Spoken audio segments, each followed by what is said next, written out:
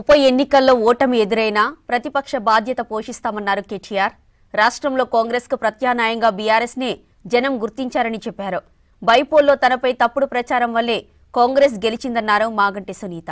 అటు బీఆర్ఎస్ ఓటమిపై కర్మ hits back అంటూ ట్వీట్ చేశారు ఎమ్మెల్సీ కల్వకుంట్ల కవిత.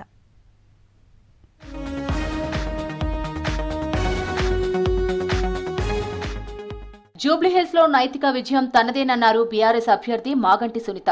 రిగ్గింగ్ చేయడం వల్లే కాంగ్రెస్ గెలిచిందని ఆరోపించారు. తనపై తప్పుడు ప్రచారం చేశారని చెప్పారు.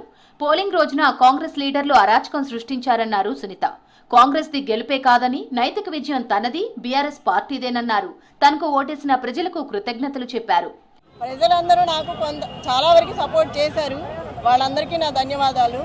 రిగ్గింగ్లు, రౌడీజాలు అదే పైకి వచ్చింది, అదే గెలిచింది. ఖచ్చితంగా నేనే గెలిచాను.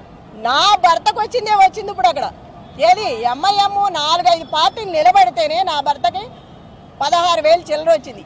ఏ పార్టీ లేకుండా మేమిద్దరమే ఉన్నప్పుడు అది వచ్చిందంటే రౌడీజంతో వచ్చింది. అది స్వతహాగా తెచ్చుకున్నది కాదు.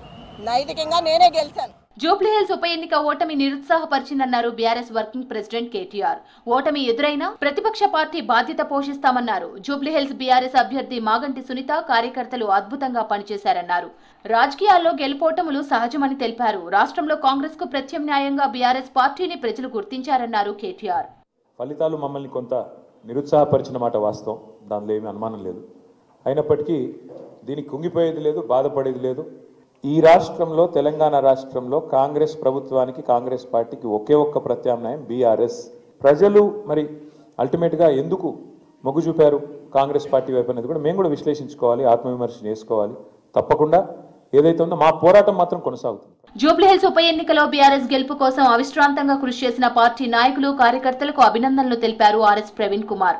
అధికార కాంగ్రెస్ పార్టీ తప్పుడు కేసులు బనాయించినా భయపడకుండా నిలబడిన కార్యకర్తలకు ఇది నైతిక విజయమన్నారు ఆర్ఎస్ ప్రవీణ్.